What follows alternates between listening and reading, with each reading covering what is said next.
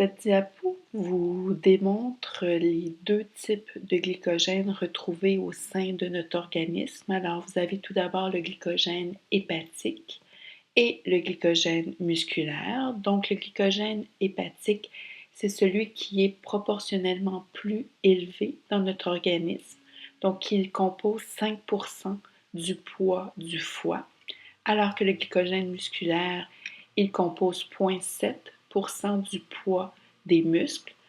Toutefois, comme on a plus de muscles dans notre organisme que de foie, il y a beaucoup plus de glycogène musculaire au sein de notre organisme que de glycogène hépatique. On retrouve aussi de modestes quantités de glycogène dans le cerveau, mais l'usage de ce glycogène-là est très local, c'est-à-dire vraiment pour les besoins du cerveau. Les usages du glycogène hépatique et du glycogène musculaire sont légèrement différents. Le glycogène hépatique sert avant tout à entreposer l'excès de glucose. Donc, par glycogénogenèse, on fait du glycogène à partir du glucose. Ça nous permet de l'entreposer. Et par glycogénolyse, on peut donc maintenir notre glycémie entre les repas, c'est-à-dire que le bris du glycogène en glucose va permettre de maintenir cette glycémie-là. Le glycogène musculaire ne permet pas de maintenir la glycémie. Pourquoi? Parce que le glycogène musculaire n'exprime pas l'enzyme glucose 6-phosphatase. La glucose 6-phosphatase, c'est une enzyme qui permet la conversion du glucose 6-phosphate en glucose.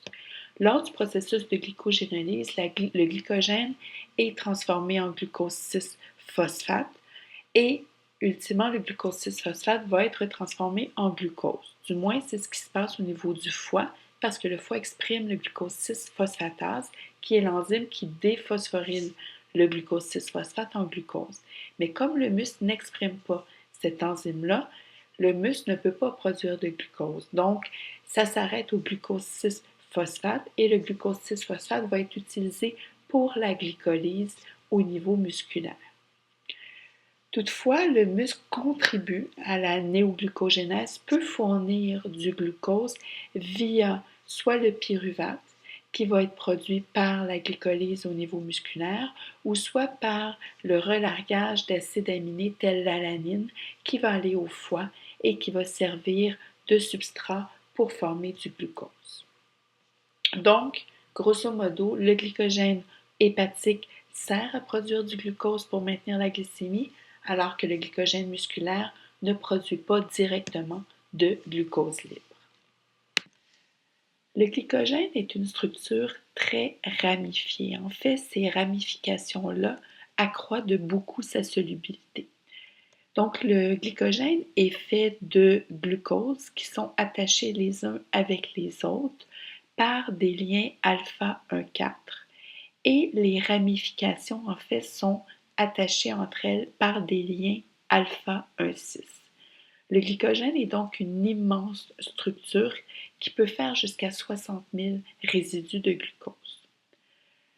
Au niveau de sa structure comme telle, il y a des extrémités qu'on appelle non réductrices au glycogène qui sont sensibles à l'action enzymatique et une seule extrémité réductrice qui, elle, va être également donc sensible à l'action des enzymes.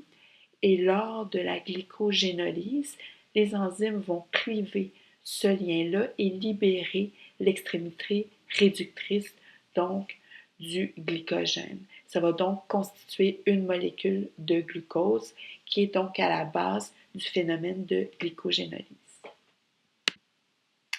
On va donc commencer cette partie-là par la glycogénogenèse, qui est donc une voie métabolique qui consiste en la synthèse de glycogène à partir de glucose. Cette voie-là a lieu dans le foie et les muscles, et plus principalement dans les granules cytosoliques de glycogène. Et ça se fait comment? C'est ce que je vous montre à la diapo suivante.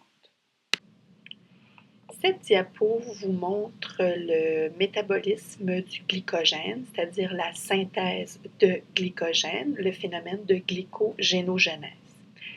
C'est une diapo qui est assez chargée, donc on va y aller systématiquement, étape par étape, et je vais vous guider donc à travers les différents numéros, donc de 1 à 5. Alors tout d'abord, pour faire du glycogène, évidemment, le glucose doit être phosphorylé dans un premier temps, comme lors de la glycolyse. Donc, il doit être phosphorylé en glucose 6-phosphate grâce à soit l'effet de la glucokinase ou encore de l'exokinase. Ici, sur le schéma, vous avez l'effet de la glucokinase, mais comme je vous ai dit, la glucokinase fonctionne que dans certains tissus seulement. L'exokinase, elle est beaucoup plus ubiquitaire. Le glucose 6-phosphate va servir pour les voies glycolytiques, mais va également servir à la synthèse du glycogène en étant transformé en glucose 1-phosphate par ce qu'on appelle la phosphoglucomutase qui va tout simplement muter le groupement phosphate de la position 6 à la position 1. Par la suite, dans le cycle de synthèse du glycogène, donc j'arrive au numéro 2, le glucose 1-phosphate va se complexer avec l'UTP qui s'appelle l'uridine triphosphate. Le complexe de ces deux facteurs-là va générer l'uridine diphosphate glucose ou encore UDP-GLC, donc au numéro 2. Et cette réaction-là, elle est catalysée par l'UDP-glucose pyrophosphorylase. Dans cette réaction-là, vous allez avoir la perte de deux groupements phosphate. Donc, le glucose 1-phosphate va être déphosphorylé, va perdre son groupement phosphate et l'UTP va également perdre un groupement phosphate. C'est pour ça que vous voyez qu'il y a deux phosphores inorganiques qui sont générés en fait dans cette réaction-là. L'UDP glucose, donc l'uridine diphosphate glucose, va être pris en charge par la glycogénine. Donc la glycogénine, c'est une protéine et l'UDP glucose va venir glycosyler la glycogénine sur un résidu de tyrosine. Donc sur un acide aminé tyrosine, l'UDP glucose va venir se fixer et ça va donc donner de la glycogénine glycosylée, donc qui comprend l'UDP glucose. Pour qu'on puisse amorcer la synthèse de glycogène, ça prend 7 résidus d'UDP glucose qui vont être attachés ensemble par des liens 1,4 et qui vont donc être attachés à la glycogénine. Et ceci va former ce qu'on appelle l'amorce du glycogène, donc en numéro 3. Donc, je récapitule, l'amorce de glycogène, c'est en fait 7 résidus d'UDP glucose attachés ensemble par des liens alpha 1,4 qui sont liés à la glycogénine par le phénomène de glycosylation des protéines. À quoi va servir l'amorce de glycogène? L'amorce de glycogène, c'est le substrat de l'enzyme en numéro 4 qui est la glycogène synthase, qui est l'enzyme responsable de la synthèse du glycogène. Donc, l'amorce de glycogène va éventuellement devenir une molécule ramifiée de glycogène. Qu'est-ce que va faire la glycogène synthase? Bien, elle va catalyser le transfert d'unités de glucose qui proviennent de l'UDP glucose à ce résidu-là, à cette amorce de glycogène. Donc, je récapitule, l'amorce de glycogène, j'ai dit que c'était 7 résidus d'UDP glucose avec la glycogénine. Et la glycogène synthase, ce qu'elle va faire, c'est qu'elle va catalyser le transfert d'une unité de glucose qui provient aussi de l'UDP glucose à l'amorce de glycogène déjà existante. Donc là, on a une partie du glycogène, c'est-à-dire toutes des UDP glucose attachées ensemble par des liens alpha 1,4. La dernière réaction qui va conduire à la synthèse de glycogène, c'est catalysée par ce qu'on appelle l'enzyme branchante.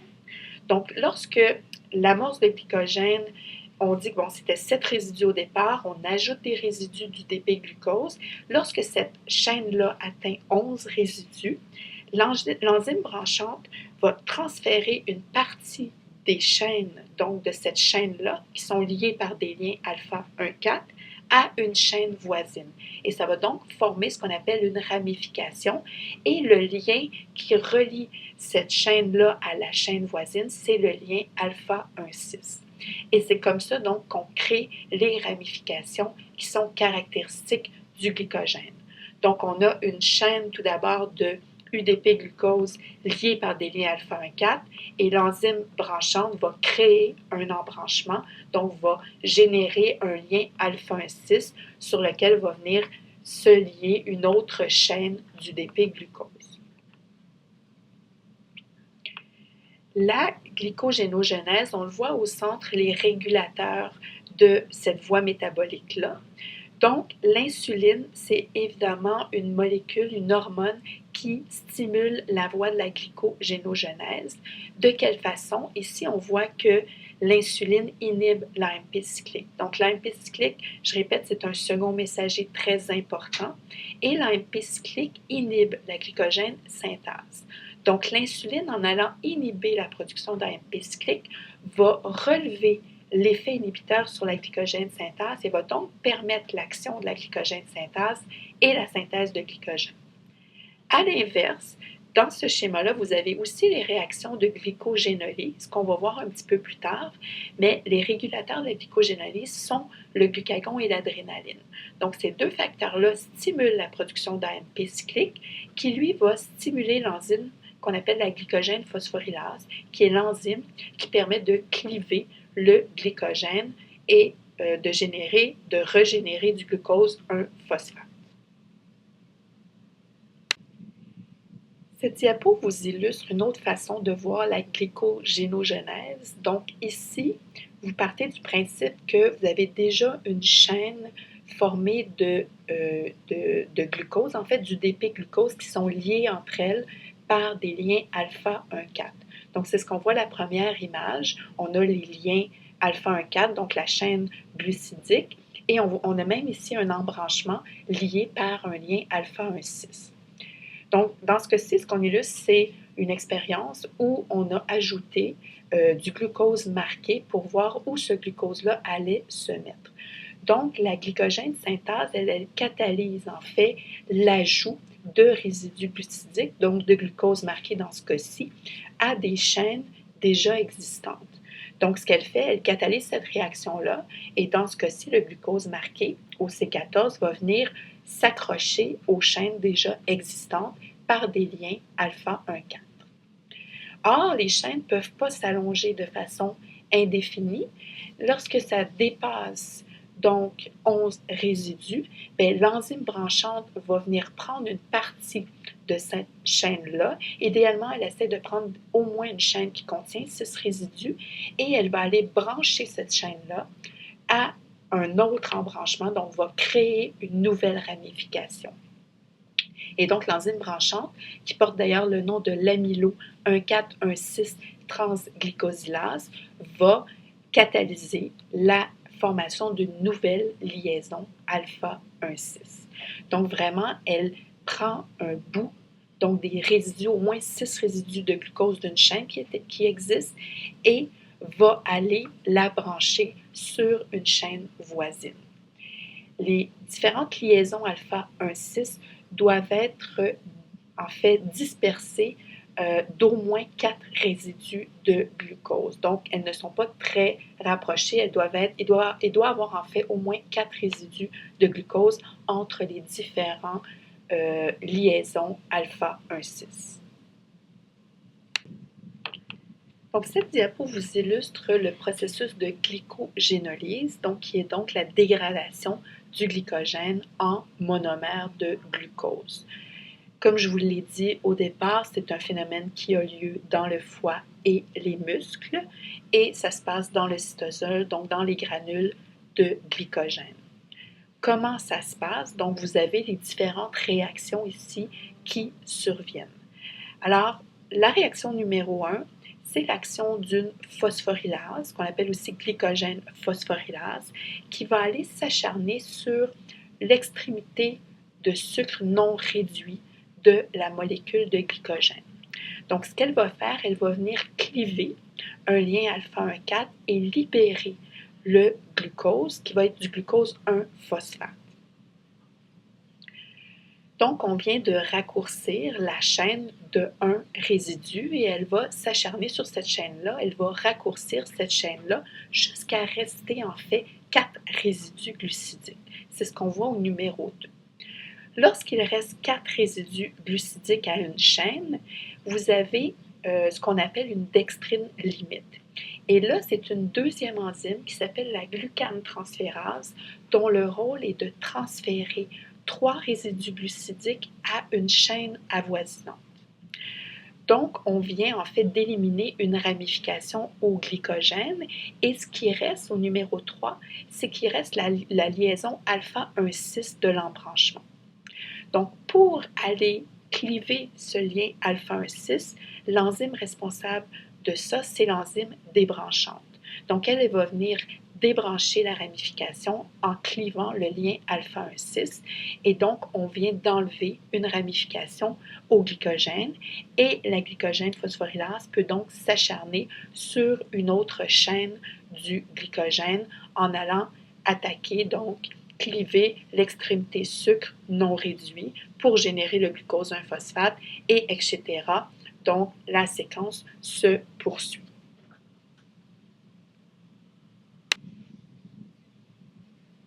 Donc, la glycogénolyse va générer du glucose 1-phosphate, qui était en fait le substrat de départ à la synthèse du glycogène. Bien, la dégradation du glycogène va régénérer du glucose 1-phosphate, qui va subir l'action de la phosphoglucomutase pour être transformé en fait en glucose 6-phosphate, où je vous ai dit que c'était tout simplement le déplacement du groupement phosphate de la position 1 à la position 6.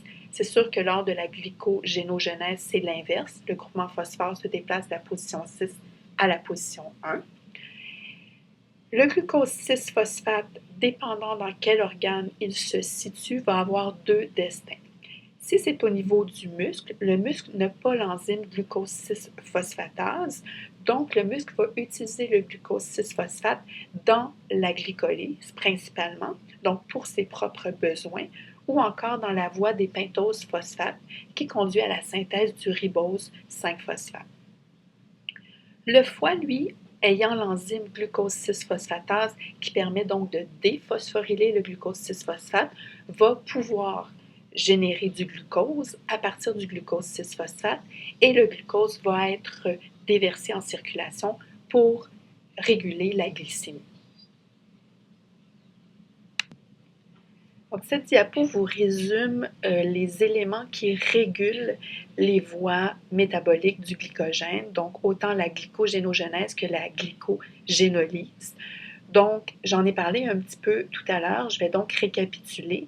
Je vous ai dit que l'insuline, c'était une hormone qui stimulait la glycogénogenèse, alors que le glucagon et l'adrénaline sont des hormones qui stimulent la glycogénolyse. Dans quel état on a sécrétion d'insuline? Bien, en postprandial. Donc, dans une phase postprandiale, habituellement, on a sécrétion d'insuline.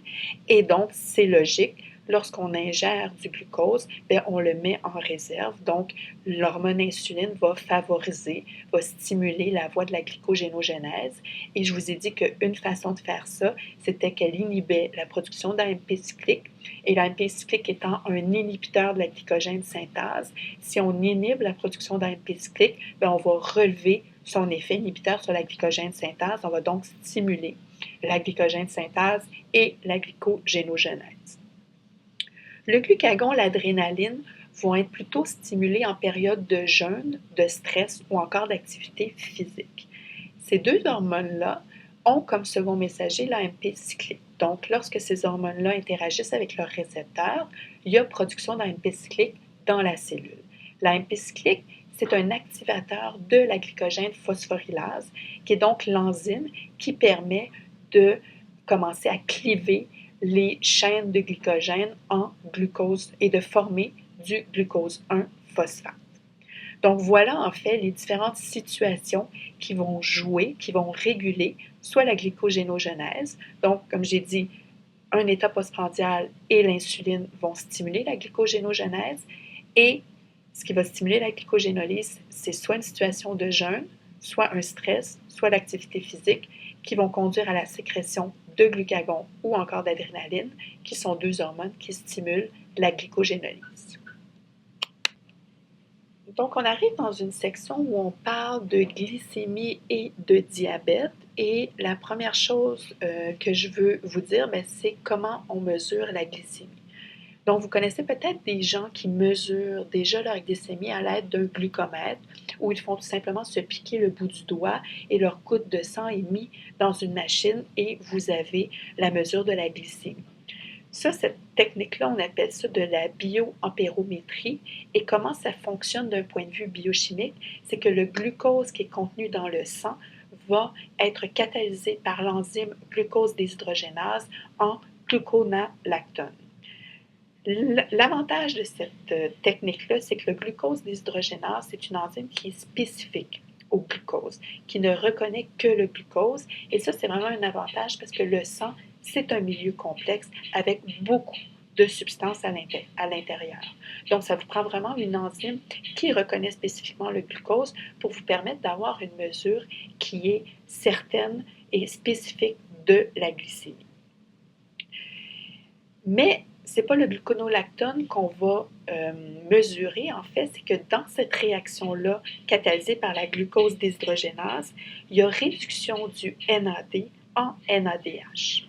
Et le NADH absorbe à une longueur d'onde qui est spécifique, qui est de 340 nanomètres.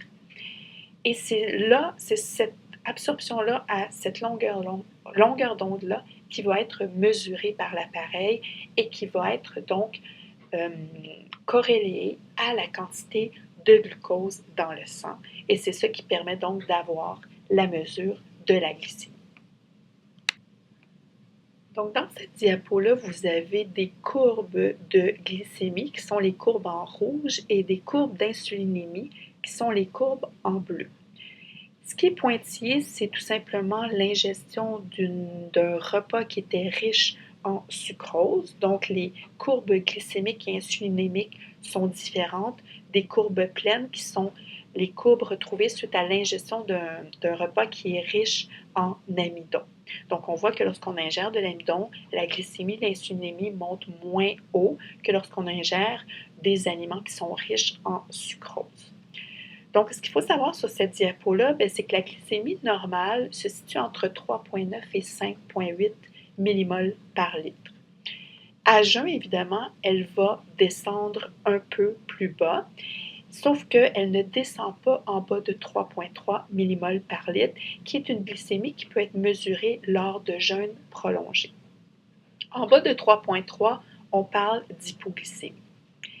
La glycémie, évidemment, va monter suite à l'ingestion d'aliments, l'ingestion d'un repas, et elle peut monter jusqu'à 7,2 millimoles par litre, qui est une glycémie normale postprandiale. Au-delà de ça, on parle d'hyperglycémie. Donc, on voit que les courbes de glycémie et d'insulinémie sont pratiquement superposées. Ça prend à peu près 10 à 20 secondes avant que le pancréas réagisse en sécrétant de l'insuline lorsqu'il sense qu'il y a du glucose qui arrive en circulation. Donc, en fait, le pancréas réagit avant que le glucose arrive en circulation. Dès que le glucose arrive dans le tube digestif, il y a des messages qui sont envoyés au pancréas de commencer à sécréter de l'insuline. C'est la raison pour laquelle la sécrétion d'insuline est pratiquement simultanée avec la hausse de la glycémie. Donc, on voit que les mouvements de glycémie et d'insulinémie donc, se suivent. Évidemment, quand on consomme un repas, il y a une hausse de la glycémie et suivie par une hausse de l'insulinémie. Et lorsqu'on ne consomme pas de repas, on voit que la glycémie et l'insulinémie sont maintenues par soit glycogénolyse ou encore néoglucogénèse. C'est sûr que lors d'un jeûne nocturne, c'est surtout la glycogénolyse qui est la voie métabolique qui va être active, qui permet de maintenir la glycémie, alors que la néoglycogénèse, elle est très faiblement utilisée, mais plus le jeûne se prolonge, plus la glycogénolyse va diminuer parce qu'on va finir par épuiser la quantité de glycogène et plus la néoglycogénèse va augmenter. Donc, vous connaissez probablement Charles Best et Frederick Banting, qui sont les deux découvreurs de l'insuline. Ce sont deux Canadiens qui ont découvert l'insuline en 1921. Ce qu'ils ont fait, c'est qu'ils ont isolé le pancréas de chiens qui étaient en santé et ils ont été capables d'aller extraire l'insuline de ces pancréas canins-là et ils ont injecté l'insuline à des chiens qui étaient diabétiques. Or, des chiens diabétiques mouraient toujours, évidemment, de diabète parce que, comme ils n'avaient pas d'insuline, leur glycémie demeurait toujours très élevée dans leur sang. Parce que, comme je vous rappelez, l'insuline stimule la glycogénogenèse, mais stimule aussi l'entrée de glucose dans les tissus insulinodépendants. Ce qui fait que pas d'insuline, le glucose ne rentre pas dans les tissus et ne forme pas de glycogène, ce qui fait qu'il reste très élevé en circulation et l'hyperglycémie, donc qui était expérimentée par ces chiens-là, finit par devenir toxique pour le cerveau et conduit à la mort. Or, en injectant l'insuline qu'ils ont isolée de chiens en santé à ces chiens diabétiques-là, ils ont assuré leur survie. Et donc, l'insuline venait d'être découverte et ça a été vraiment une découverte majeure qui a sauvé la vie de plusieurs personnes aux prises avec le diabète. Donc, l'insuline, c'est une hormone pancréatique. Elle est sécrétée par la portion endocrine du pancréas, à savoir que le pancréas est fait de deux portions, une portion exocrine qui sécrète les enzymes digestives et qui contribue, qui représente 98% du pancréas, et le 2% qui reste, c'est la portion endocrine, donc les cellules alpha, bêta, qu'on appelle aussi les îlots de Langerhans, et les cellules delta qui sécrètent des hormones. Donc les cellules alpha sécrètent le glucagon, les cellules bêta l'insuline et les cellules delta la somatostatine. Donc les cellules endocrines du pancréas sont principalement composées de cellules bêta à 80%, puis de cellules alpha à 15% et de cellules delta à 5%. Le pancréas, c'est un organe qui est non négligeable, qui est situé évidemment au niveau de notre appareil gastro-intestinal. C'est quand même 18 cm de long. Si vous regardez sur une règle, c'est non négligeable. C'est quand même assez long comme organe et ça a 4 cm de large. C'est apposé en fait au tube digestif. Donc, il y a plusieurs stimulus qui stimulent en fait la sécrétion d'insuline par les cellules bêta des îlots de Langerhans. Donc, on a la présence de glucose dans le tube digestif. Donc, dès qu'on ingère des sources de glucides et donc ça fait du glucose, ça va envoyer un signal au pancréas de se mettre à sécréter de l'insuline. Il y a des hormones gastro-intestinales qui, elles, sont sécrétées lors de l'ingestion d'aliments. Donc, on a GLP-1 et CCK qui est l'acronyme pour la cholécytokinine. Sinon, la présence d'acides aminés et d'acides gras dans le tube digestif vont également assurer la sécrétion d'insuline, donc donner un signal au pancréas pour stimuler la sécrétion d'insuline. Et finalement, il y a la glycémie qui, évidemment, a un effet sur la sécrétion d'insuline. Donc, l'insuline, comme on l'a vu au premier cours, agit sur des tissus qui sont insulinodépendants, qui sont l'adipocyte et les muscles, ainsi que d'autres tissus.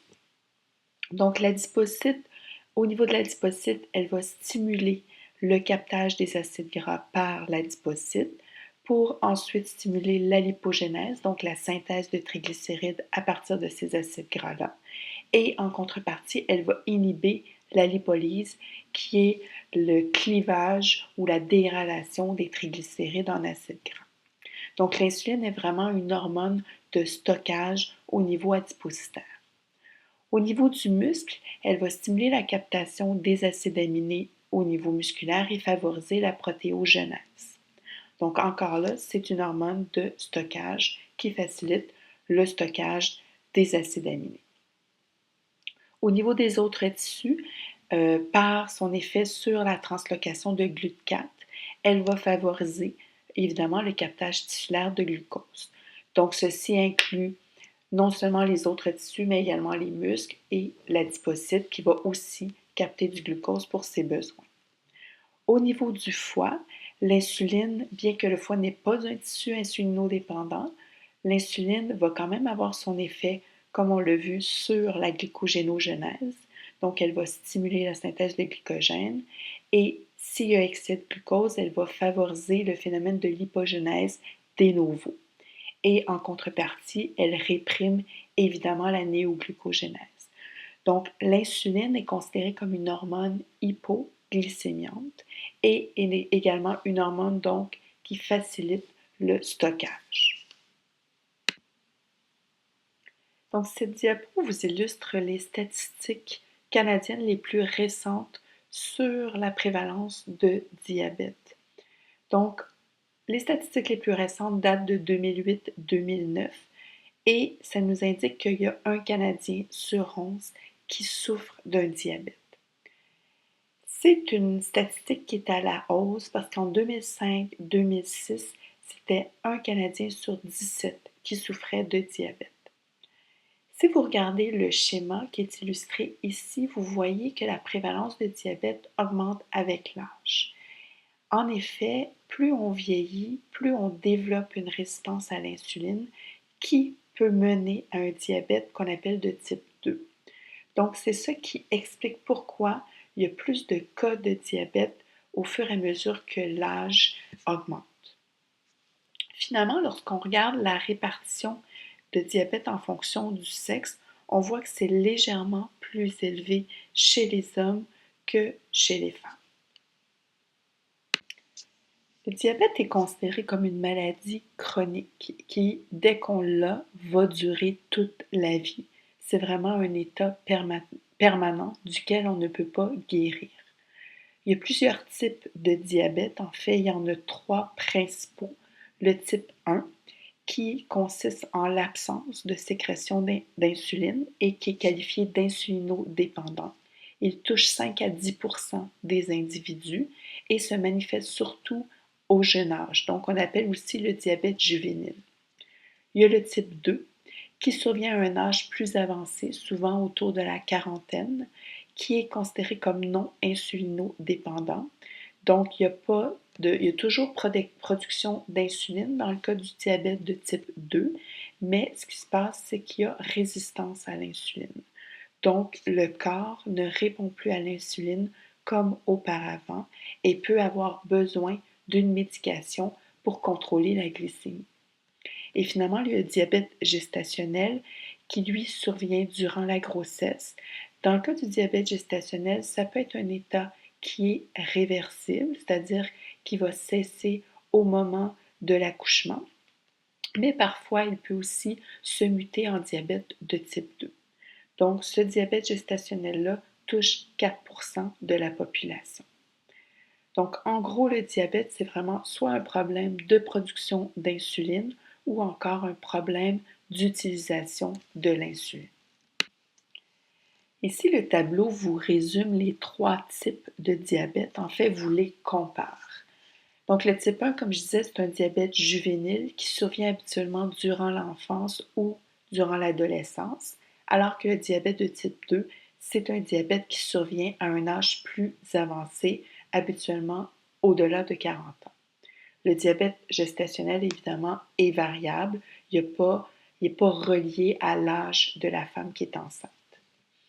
Dans le cas du type 1, il n'y a pas de sécrétion d'insuline, alors que dans le cas du type 2, on observe une diminution de la sécrétion d'insuline et lors de diabète gestationnel, la sécrétion d'insuline, elle est normale.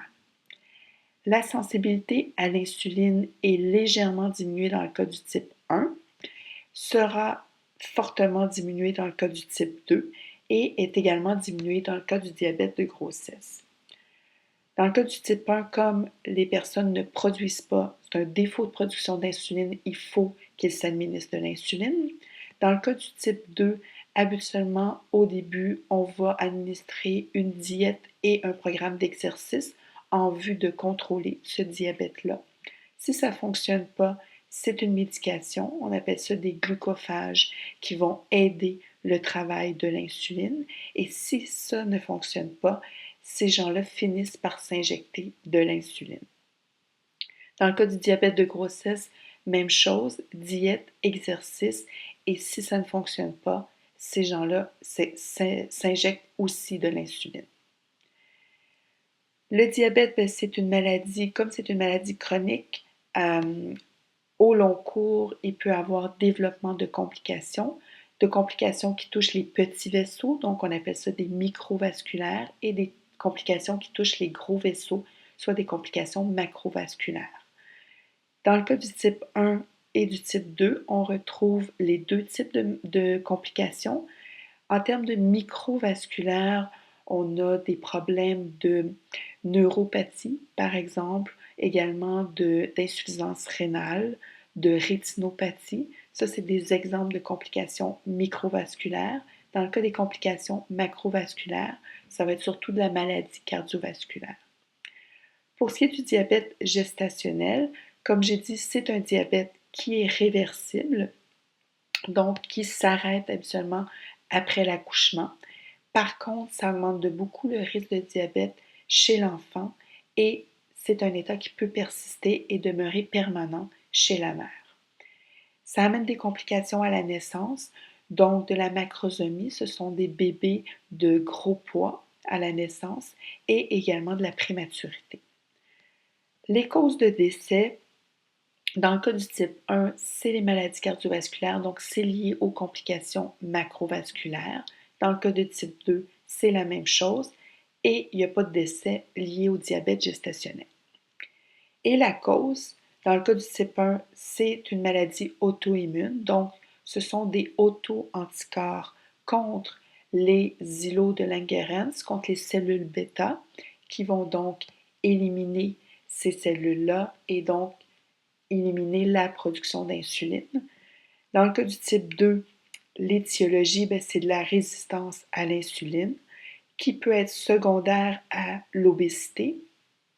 Et finalement, dans le cas du diabète gestationnel, c'est l'hormone placentaire qui nuit à l'action de l'insuline.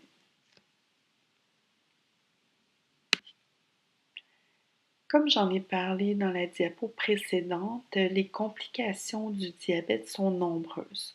On a des complications considérées comme à court terme, soit des épisodes d'hypoglycémie et d'hyperglycémie. On a également beaucoup plus d'infections chez les personnes diabétiques, une cicatrisation plus lente, de la confusion, perte de conscience et, dans des cas extrêmes, la mort qui sont soit liées à une hypoglycémie très grave ou encore à un état hyperglycémique incontrôlable. À long terme, donc au long cours, il y a des complications, comme j'ai dit, micro et macrovasculaires qui sont associées au fait de garder sa glycémie toujours très élevée. Donc, ils sont vraiment associés à l'hyperglycémie. On retrouve dans ces complications-là la dyslipidémie, l'hypertension et également, comme j'ai dit, la rétinopathie, donc un dommage aux yeux, la neuropathie qui peut conduire à l'amputation, par exemple, ou encore une insuffisance rénale, donc une néphropathie et une atteinte cardiovasculaire. Les implications, vous aurez compris qu'elles sont énormes du diabète. Ce sont des coûts importants tant pour le patient que pour sa famille. Il y a des dépenses médicales importantes, des désagréments qui vont affecter la qualité de vie et pour la société, c'est énormément de dépenses. On parle de 8 milliards par an d'ici 2016.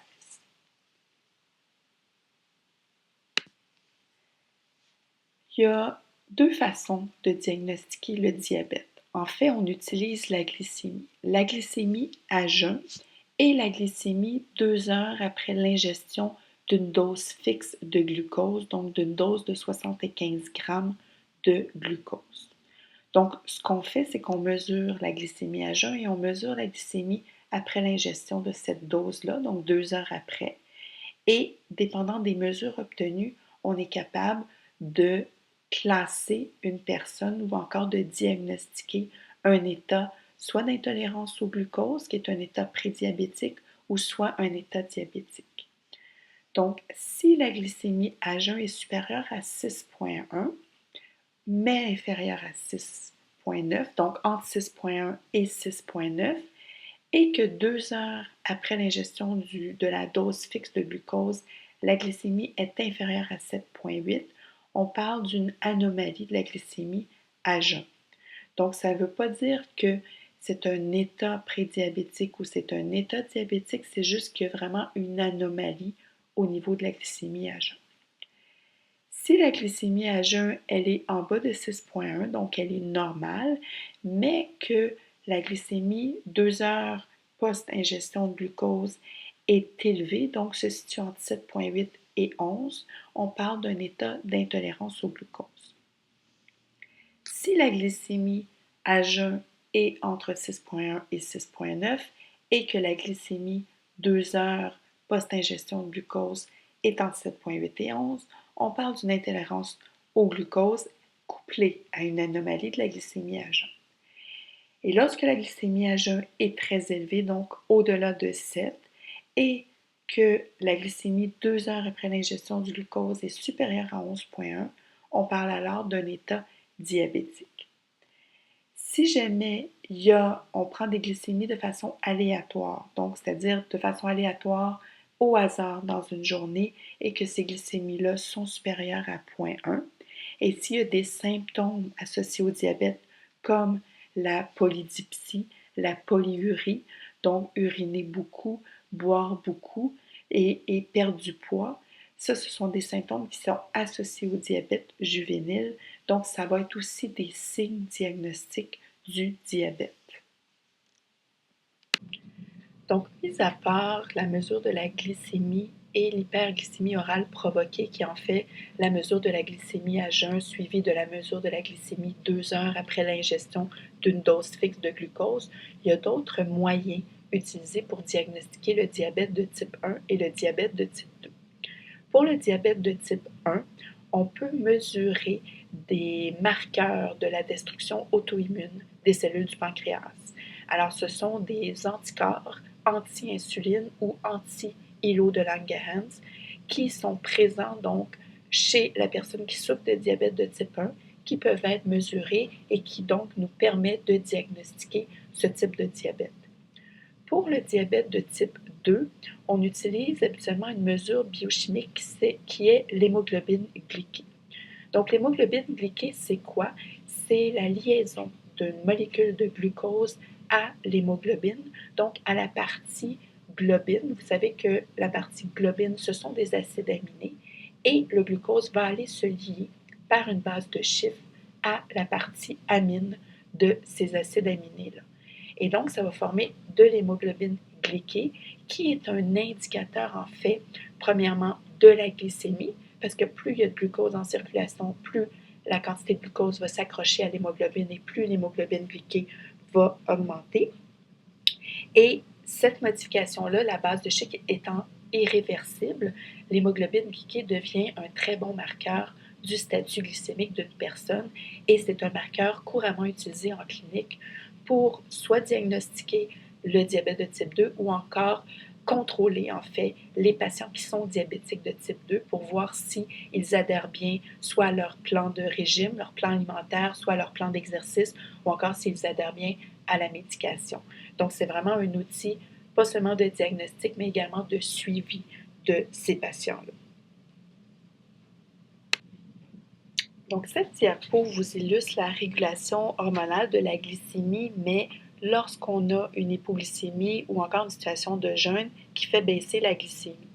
Donc, dans ce cas-là, ce n'est pas l'insuline qui va être stimulée, évidemment, c'est l'hormone qui a l'action inverse, en fait, à l'action de l'insuline, c'est le glucagon. Donc, ces situations-là vont stimuler les cellules alpha du pancréas à sécréter le glucagon. Le glucagon interagit principalement avec le foie, qui est l'organe qui exprime des récepteurs à sa surface pour cette hormone-là, qui est en fait un des rares organes qui exprime des récepteurs au glucagon.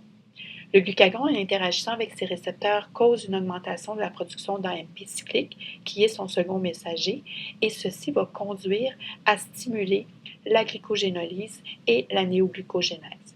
Donc, ces deux phénomènes-là vont venir rehausser la glycémie, qui au départ donc était abaissée, qui a été le stimulus qui a conduit à la sécrétion de glucagon. Donc, le glucagon est considéré comme une hormone hyperglycémiante. Une autre hormone hyperglycémiante, en fait, c'est l'adrénaline qui est sécrétée par les glandes surrénales. L'adrénaline, elle est sécrétée en situation de peur, d'excitation, de stress, mais également lors d'hypoglycémie, d'hypoxie ou d'hypotension.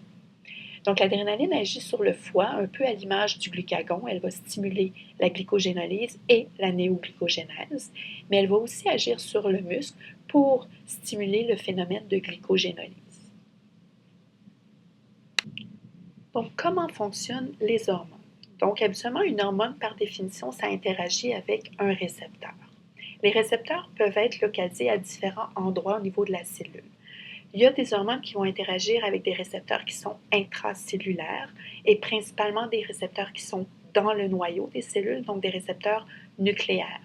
Et ces hormones-là il y a deux vitamines, la vitamine A qui est la forme acide rétinoïque et la vitamine D, le calcitriol, qui sont deux vitamines qui interagissent avec le récepteur nucléaire. Les oestrogènes, androgènes et hormones thyroïdiennes sont également des classes d'hormones qui interagissent avec des récepteurs nucléaires. L'interaction de l'hormone avec son récepteur nucléaire va avoir une influence sur la transcription génique, va soit moduler à la hausse, donc stimuler la transcription génique, ou moduler à la baisse, donc réprimer la transcription de gènes. Donc, on parle par exemple de gènes qui sont vitamine D dépendants. Lorsque la vitamine D se lie à son récepteur nucléaire, elle module l'expression de ce gène-là en particulier.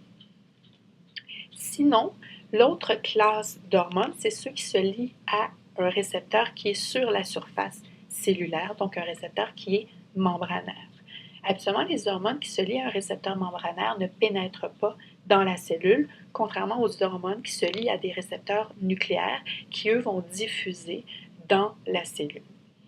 Les hormones qui se lient à des récepteurs membranaires, comme elles ne diffusent pas dans la cellule, ont besoin d'un second messager pour faire leurs actions biologiques. Donc, les seconds messagers, il y a 4 classes de seconds messagers, 4 types. Vous avez soit une cascade de kinase ou de phosphatase. Donc, l'insuline, c'est un exemple d'une hormone qui, lorsqu'elle se lie à son récepteur membranaire, va activer des kinases et ou des phosphatases. Sinon, par exemple, le peptide natriurétique atrial, donc l'ANP, lorsqu'il se lie à son récepteur, lui, va causer une augmentation du GMP cyclique. La cholécystokinine va causer une augmentation du calcium intracellulaire et le glucagon et l'adrénaline, on a vu, va causer la production intracellulaire d'AMP cyclique. Donc, ces 4 événements-là sont ce qu'on appelle des seconds messagers qui vont activer une cascade de réactions qui vont conduire à des fonctions biologiques propres à ces hormones-là. Donc, ça peut être de la transcription génique, ça peut être d'activer des transporteurs, des canaux. Donc, par exemple, l'insuline, lorsqu'elle interagit avec son récepteur, la cascade de réactions va permettre la translocation du GLUT4 vers la membrane pour permettre le captage du glucose. Ça peut être la translocation de protéines, comme je viens de dire, ou encore la modification de certaines protéines. Donc ça, c'est les réactions biologiques finales associées à l'interaction d'une hormone avec son récepteur membranaire et l'intermédiaire de ça, c'est un second messager. Donc les hormones sont-elles tissu spécifiques? Dans certains cas, oui, il y a des hormones qui agissent de façon très sélective. Le meilleur exemple, c'est le glucagon. Donc le glucagon possède des récepteurs sur très peu d'organes et de tissus. En fait, on retrouve des récepteurs au glucagon principalement au foie et aussi sur les cellules bêta du pancréas et au niveau du rein. Donc, le glucagon agit spécifiquement au niveau de ces tissus-là. En contrepartie, il y a également des hormones qui ne sont pas très tissu spécifiques parce qu'on retrouve beaucoup de récepteurs localisés sur plusieurs tissus et organes. Donc, par exemple, l'adrénaline. Ces récepteurs, ce sont les récepteurs adrénergiques. Et les récepteurs adrénergiques se retrouvent sur de nombreuses cellules. Donc, l'adrénaline n'est pas très tissu spécifique. De plus, les récepteurs adrénergiques, il y a plusieurs sous-types.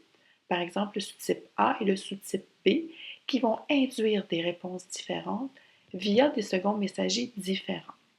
Donc, une même cellule peut porter plusieurs sous-types de récepteurs et donc répondre à l'adrénaline de façon différente.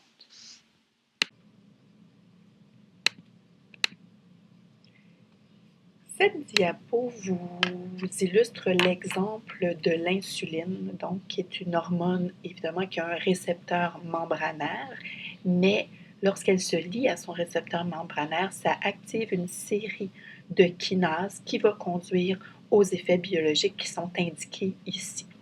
Donc, si je vous guide à travers cette diapo-là, au numéro 1, vous avez donc l'interaction de l'insuline avec son récepteur. Son récepteur, c'est un hétérotétramère, donc un récepteur constitué de 4 unités. Et la particularité de ce récepteur-là, c'est qu'il possède une activité tyrosine kinase. Donc, quand l'insuline se lie à son récepteur, ça va activer une tyrosine kinase. Et qui dit kinase dit phosphorylation. Donc, la tyrosine kinase, elle va phosphoryler des tyrosines sur le récepteur de l'insuline. Donc, ça, c'est la première étape de l'activation de la cascade. La deuxième étape, c'est que la phosphorylation justement des tyrosines du récepteur va attirer ce qu'on appelle les IRS. Donc ici, c'est au numéro 2. Les IRS, ce sont des substrats du récepteur à l'insuline qui vont donc être attirés et se fixer au récepteur à l'insuline à cause de la phosphorylation des résidus de tyrosine du récepteur. Donc, à son tour, ces résidus, donc ces substrats-là, comportent des tyrosines qui vont être à leur tour phosphorylées. Donc, il va y avoir phosphorylation des tyrosines de ces substrats-là. Et la phosphorylation des tyrosines de ces substrats-là, on est rendu au numéro 3, va causer l'activation de cascades de kinases. Donc ici, on a un exemple, ce sont les voies les plus connues, la PI3 kinase. Donc c'est une des voies qui va être activée. Et ici, je vous épargne les molécules qui sont en aval de cette activation-là, mais vous voyez que les effets biologiques sont multiples. Donc l'activation de la PI3 kinase cause l'activation de molécules en aval et ultimement, ça va être responsable de certaines actions de l'insuline, comme par exemple le transport du glucose va favoriser la translocation du GLUT4 à la membrane. Ça va agir sur récepteurs de l'IGF-2, par exemple, ou encore de l'insuline. Ça peut contrôler l'activité enzymatique de certains récepteurs de certaines protéines et ça peut influencer la transcription de gènes. Ça, c'est le numéro 4. Au numéro 5, ça, c'est une autre voie, GRB2 MSOS, qui est activée par la phosphorylation de la tyrosine sur un substrat du récepteur à l'insuline. Donc, en passant, ces substrats-là sont au nombre de 4 et ce ne sont pas toujours les mêmes qui vont être responsables de l'activation de ces voies-là.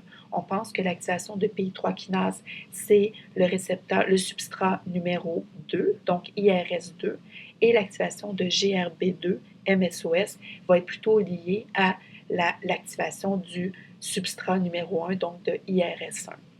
Alors, l'activation de GRB2 cause comme réponse biologique d'activer la croissance cellulaire. Donc, par exemple, la synthèse d'ADN, transcription de gènes, etc. On sait que l'insuline, c'est une hormone anabolique et donc cette propriété-là passerait par ces voies-là. Donc, cette diapo-là vous montre en fait un exemple d'une interaction hormone-récepteur et des voies de second messager qui découlent de cette activation-là et ultimement les effets biologiques qui découlent de l'activation de toutes ces kinases-là qui sont en amont. Donc, cette diapo vous illustre un autre exemple d'une interaction hormone-récepteur complètement différente de celle que je vous ai montrée dans la diapo précédente. Donc, l'insuline, c'est vraiment un récepteur couplé à une activité tyrosine kinase. Ici, ce que je vous montre, ce sont des récepteurs qui sont couplés à des protéines G. Donc, premièrement, les récepteurs couplés aux protéines G, on le voit ici au numéro 1. Vous voyez cette barre, si on veut, ce sont des récepteurs à 7 passages transmembranaires, donc de très gros récepteurs. Et à l'état basal, c'est-à-dire lorsqu'ils ne sont pas activés par des hormones, ils sont localisés dans la membrane plasmique. On voit aussi sur l'image au numéro 2 les protéines G. Donc, à l'état inactif, quand l'hormone n'est pas attachée au récepteur, les protéines G sont liées entre elles. Donc, on a 3 sous-unités, sous-unités gamma, bêta et alpha. Et la protéine G porte ce qu'on appelle le GDP, qui contribue à l'inactiver. Et on voit aussi sur l'image le E. Le E, c'est un effecteur. Dans le cas des récepteurs couplés aux protéines G, l'effecteur le plus connu, c'est une enzyme, l'adénylate cyclase. L'adénylate cyclase, c'est l'enzyme qui permet de produire l'AMP cyclique. Donc, les protéines G vont servir à quoi? Vont servir à coupler, en fait, un signal qui provient du milieu extracellulaire, donc une hormone, à un effecteur intracellulaire, dans ce cas-ci, une enzyme. Donc, qu'est-ce qui se passe? Lorsque l'hormone se lie à son récepteur transmembranaire, comme au numéro 3, donc des exemples de récepteurs couplés aux protéines G, le récepteur au glucagon, le récepteur adrénergique sont des récepteurs couplés aux protéines G, qu'est-ce qui va se passer? Il va se passer un changement conformationnel du récepteur. Donc, lorsqu'il lie l'hormone, il change de conformation et ça va lui permettre de lier les protéines G, ce qu'on ne voit pas vraiment ici sur le schéma. Sauf que lorsque les protéines G lient le récepteur, ce qui va se passer, c'est que le GTP va être remplacé par du GTP. Le GTP contribue à activer la protéine G et va contribuer aussi à dissocier les sous-unités de protéine G, comme on voit ici au numéro 4. Donc, les deux sous-unités bêta-gamma vont se dissocier de la sous-unité alpha, qui, elle, est la sous-unité active. À noter qu'il y a plusieurs types de sous-unités alpha. Il y a des alpha-S qu'on appelle et des alpha-I. Une alpha-S va aller stimuler l'effecteur, une alpha-I va aller inhiber l'effecteur. Donc ici, vous avez dans le schéma une alpha-S. Donc ce qu'elle va faire, elle va aller stimuler l'adénylate cyclase, notre effecteur, et donc ça va contribuer à augmenter la production d'AMP cyclique. Si ça avait été une alpha-I qui avait été activée, on aurait inhibé l'adénylate cyclase et on aurait donc diminué la quantité d'AMP cyclique dans la cellule. Lorsque l'activation de l'effecteur est faite, il y a une activité intrinsèque GTPase à la sous-unité alpha qui va cliver le GTP en GDP. Et lorsque la sous-unité porte du GDP, elle devient inactive. Donc, elle va se dissocier de l'effecteur et la réponse va s'arrêter là. Et donc, les sous-unités vont se réassembler et vont rester, donc, attendre dans la membrane jusqu'à temps qu'il y ait encore là une autre hormone qui se fixe au récepteur et cette chaîne-là va donc reprendre. Donc, c'est un exemple ici, encore là, de second messager. Vous avez un récepteur, vous avez des protéines G qui couplent le récepteur à un effecteur intracellulaire et en bout de ligne, vous avez production d'un second messager qui s'appelle l'AMP cyclique. Donc, cette diapo-là fait suite à la précédente parce que ça vous montre ce que fait l'AMP cyclique à l'intérieur de la cellule. Donc, comme j'ai dit, l'AMP cyclique est issu de l'activation d'un récepteur couplé à une protéine G par une hormone. Ça va activer donc une sous-unité alpha-S qui va activer l'adénylate cyclase et contribuer à augmenter la production d'AMP cyclique. L'AMP cyclique, c'est un second messager qui est cytosolique. Et qu'est-ce que va faire l'AMP cyclique? Sa cible, c'est la protéine kinase A. Donc, la protéine kinase A, c'est une kinase qui est faite de deux sous-unités appelées protéines régulatrices, donc deux sous-unités R et deux sous-unités C, qui sont des sous-unités catalytiques. Donc, l'AMP cyclique, qu'est-ce qu'elle fait? Elle va lier les sous-unités R et va causer la dissociation des sous-unités R des deux sous-unités catalytiques. Donc, la libération des sous-unités catalytiques va contribuer à activer la protéine kinase A. Donc ici, qui dit kinase dit évidemment phosphorylation. Alors la protéine kinase A va aller phosphoryler ici des protéines cibles qui sont de façon générale donc des cibles intracellulaires et ultimement ça va se traduire par des effets physiologiques.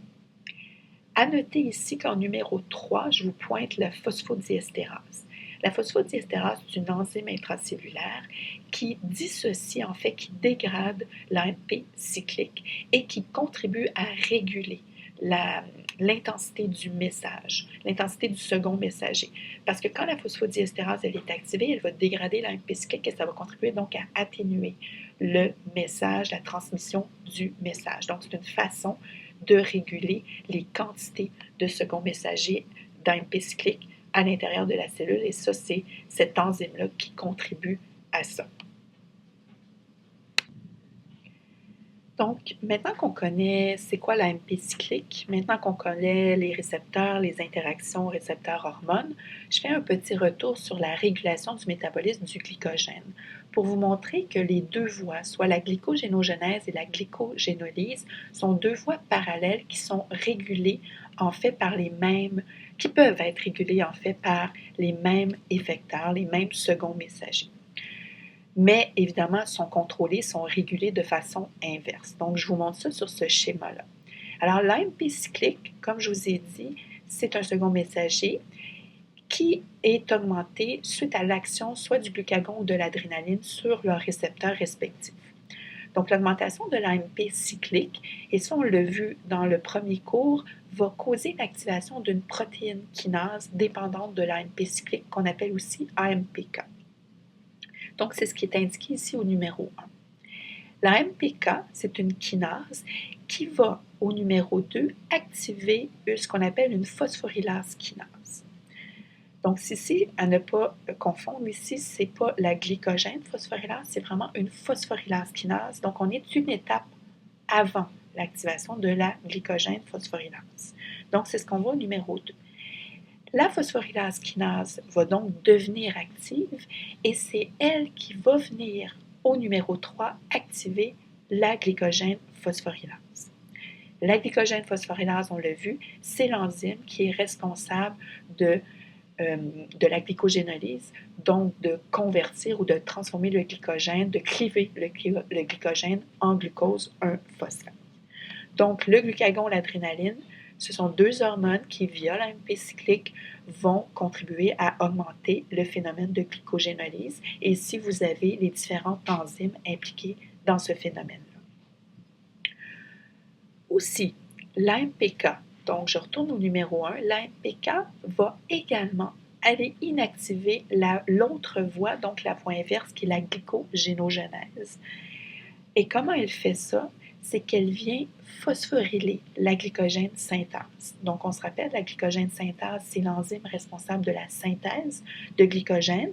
Et donc, en allant phosphoryler la glycogène synthase, qu'on voit ici au numéro 5, elle inactive l'enzyme et donc diminue la glycogénogenèse. Donc, on augmente la glycogénolyse, mais évidemment, en contrepartie, on diminue la glycogénogenèse. Et finalement, au numéro 6, on a l'effet de l'AMP kinase, donc l'AMPK, sur ce qu'on appelle un inhibiteur 1-phosphate. Donc ça, c'est une autre voie de régulation. En fait, l'inhibiteur 1-phosphate contribue, lui, à aller, vous voyez, inhiber plusieurs phosphatases. Donc, au niveau de la phosphorylase kinase, au niveau de la glycogène phosphorylase et au niveau de la glycogène synthase. Ces phosphatases-là, qu'est-ce qu'elles font? C'est qu'elles vont inactiver. Donc, dans le cas de la phosphorylase kinase, elles vont, vous vous rappelez que la MPK a activé la phosphorylase kinase, bien, cette phosphorylase kinase-là va être inactivée par la protéine phosphatase 1. Même chose pour la glycogène phosphorylase en 3, elle va être inactivée par la protéine phosphatase 1. Et pour ce qui est de la glycogène synthase, bien, c'est l'inverse. Elle va être activée par la protéine phosphatase 1. Donc, l'AMPK s'assure que ces phosphatases-là sont inhibées via son action sur l'inhibiteur 1-phosphate. Comme ça, les voies qui inactivent les enzymes qu'elle active ou encore qui activent les enzymes qu'elle inactive vont être bloquées, vont être inhibées par l'inhibiteur 1-phosphate. Donc, la gluconéogenèse ou encore la néoglucogénèse, dépendant quel livre vous consultez, c'est la même chose. Alors, ça, c'est la synthèse de glucose à partir de substrats non glucidiques. Ces substrats sont le lactate, le pyruvate, le squelette carboné de la majorité des acides aminés, à l'exception de la lysine et la leucine, qui sont deux acides aminés considérés comme étant cétogéniques. Vous avez le glycérol, le propionate, qui peut être également servir à faire du glucose, et certains intermédiaires du cycle de Krebs. Tous ces substrats-là doivent être transformés, à l'exception du glycérol, en oxaloacétate, qui est donc un intermédiaire du cycle de Krebs, et c'est l'oxaloacétate qui va être le point de départ, en fait, de la néoglucogénèse. La néoglucogénèse, c'est une voie qui est activée durant le jeûne, donc elle va contribuer à environ 64% du glucose pour les premiers 22 heures de jeûne, le reste étant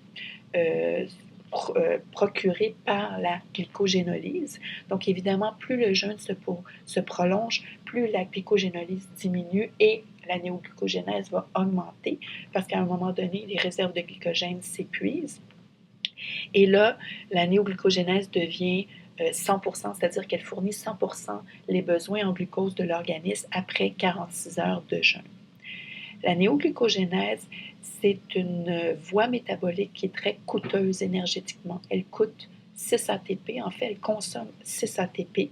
Donc, pour générer une molécule de glucose à partir de 2 molécules de pyruvate, on doit consommer 6 ATP. C'est donc une voie métabolique qui est très endergonique. Donc ici, le schéma résume un peu ce que je vous ai dit dans la diapo précédente. Je vous disais que l'oxaloacétate, c'était vraiment le substrat central de la néoglucogénèse. Et on voit que tous les autres substrats, que ce soit le lactate, le pyruvate, les acides aminés, convergent vers l'oxaloacétate. Donc comment ça converge? Bien, le lactate, premièrement, peut de façon réversible être transformé en pyruvate, et donc le pyruvate subséquemment transformé en oxaloacétate. Les acides aminés, on voit qu'ici, il y a 6 acides aminés qui peuvent être convertis en pyruvate et qui est subséquemment convertis en oxaloacétate. Vous avez l'aspartate, l'asparagine directement convertis en oxaloacétate. Et vous avez différents acides aminés qui vont fournir leur squelette carboné à des intermédiaires du cycle de Krebs. Donc, on a l'alpha-cétoglutarate, le succinyl-CoA et le fumarate, qui sont tous des intermédiaires du cycle de Krebs, qui peuvent donc incorporer le squelette carboné des acides aminés et tout conduire à la formation d'oxaloacétate qui va ultimement être utilisée pour produire du glucose. Donc, évidemment, ces voies-là sont activées lorsque les voies de la néoglucogénèse sont stimulées. Il y a deux acides aminés qui échappent à cette règle, c'est la leucine et la lysine. Ces deux acides aminés-là sont appelés des acides aminés cétogéniques parce qu'ils vont ils vont plutôt être convertis en acétyl-CoA. Et l'acétyl-CoA va servir plutôt à la synthèse d'acides gras. Donc, ce sont les deux exceptions, si on veut, au niveau des acides aminés qui ne servent pas à la néoglucogénèse. Donc, ce schéma-là vous illustre les voies parallèles de la glycolyse et de la néoglucogénèse. Donc, ce qu'il faut retenir, c'est que la voie de la néoglucogénèse peut se faire en même temps que la voie de la glycolyse. La voie de la néoglucogénèse, ce n'est pas une inversion de la glycolyse. Vous avez des enzymes qui sont communes aux deux voies, mais vous avez aussi des enzymes qui sont différentes entre les deux voies. Et ça s'explique très bien d'un point de vue physiologique, c'est qu'une cellule doit être capable de faire de la glycolyse, mais également doit pouvoir faire de la néoglucogénèse si le corps a besoin de glucose. Donc, dans certains cas, elle peut avoir besoin de faire de la glycolyse pour ses besoins cellulaires à elle et en même temps pouvoir fournir à l'organisme du glucose. Et ici, je pense à la cellule hépatique, notamment parce que la néoglucogénèse, on l'a vu, c'est une voie métabolique qui se passe dans le rein et dans le foie. Donc, si on passe cette voie-là donc de 1 à 10, donc c'est vraiment, on a l'impression que c'est l'inversion de la glycolyse, mais ce n'est pas tout à fait ça. Il y a des petites subtilités, vous allez voir. Donc, tout d'abord, on commence en bas. Donc, le pyruvate, qui, dans ce cas-ci, est un substrat de la néoglucogénèse. Donc, le pyruvate, on voit qu'il est produit par la pyruvate kinase. Donc, on a vu ça dans la voie de la glycolyse.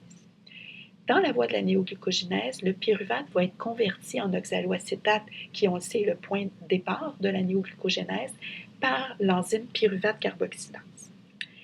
L'oxaloacétate, lui, va être transformé en phosphoénolpyruvate par l'enzyme phosphoénolpyruvate carboxykinase.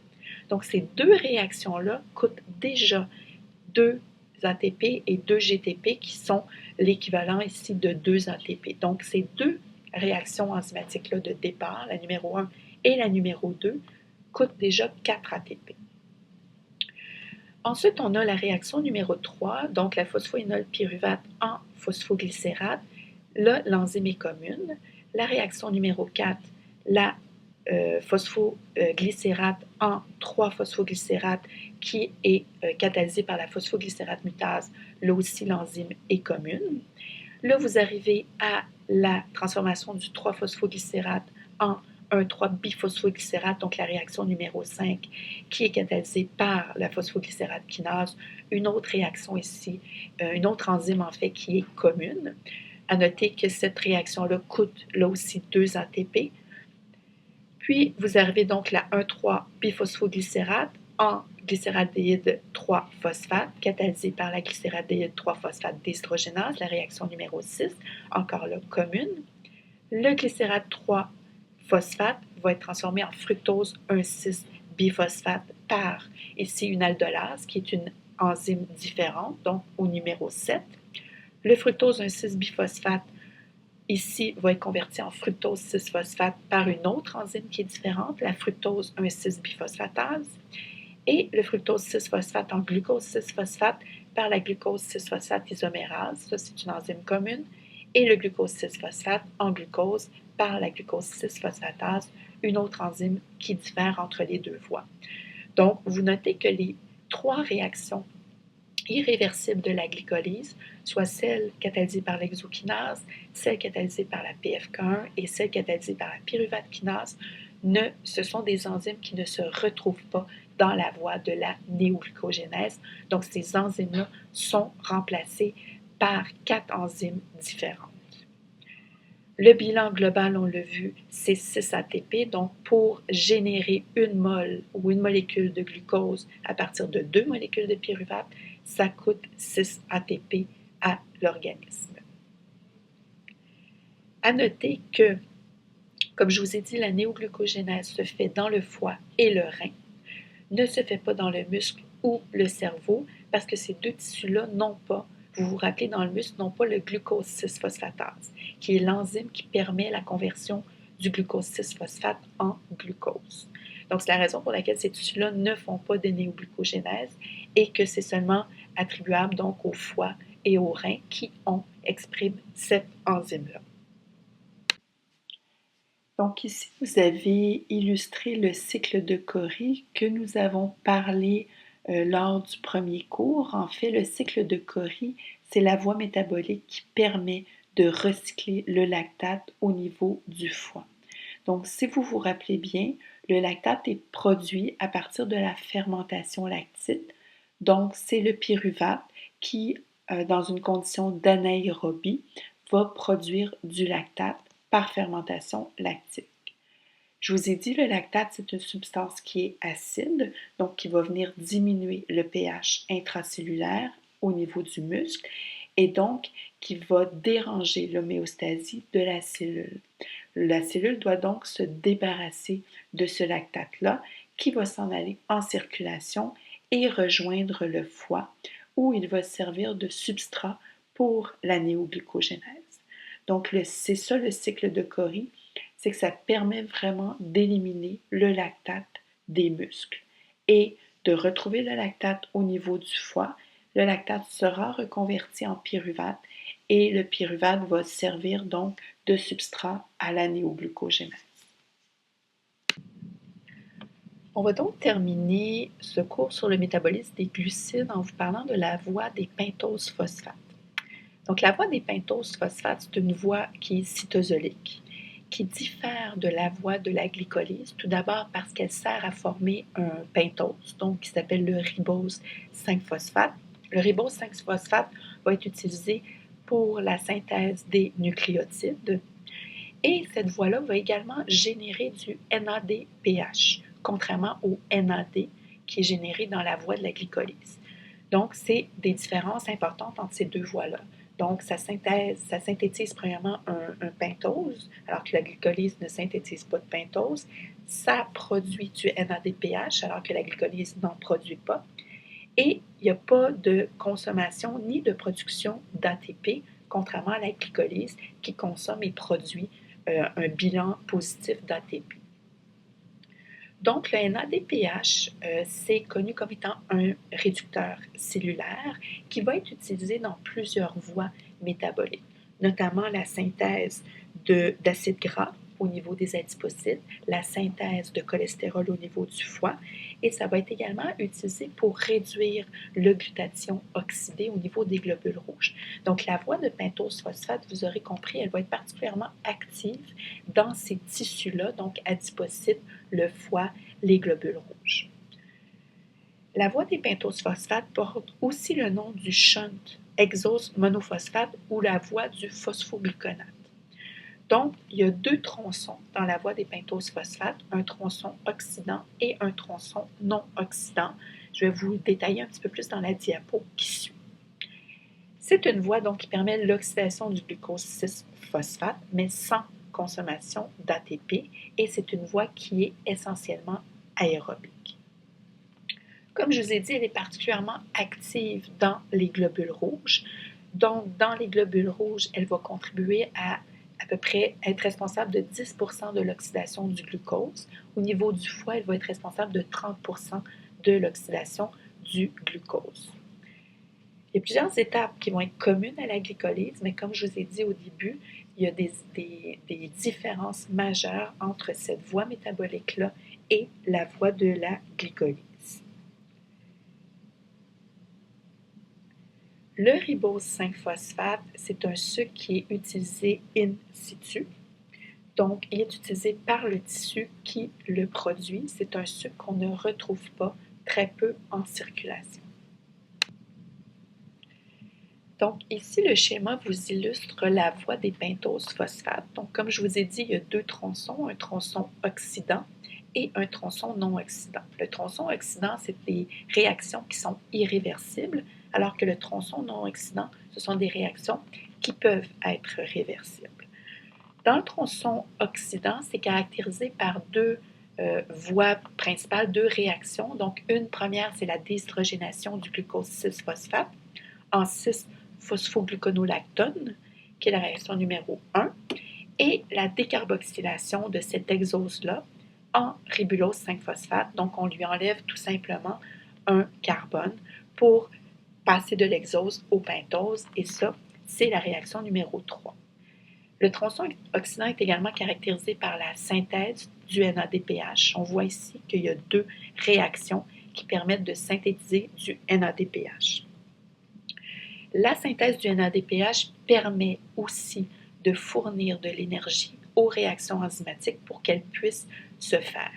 Donc, le NADPH va servir, lui, comme équivalent réduit dans plusieurs réactions métaboliques, mais au niveau de la voie des pentoses phosphates, sa synthèse, ça permet de fournir de l'énergie aux différentes réactions enzymatiques pour qu'elles puissent se faire. Le tronçon non oxydant, premièrement, est caractérisé par le fait qu'il n'y a pas de synthèse de NADPH et se caractérise par la transformation du ribulose 5-phosphate en différents composés dont je vous fais grâce.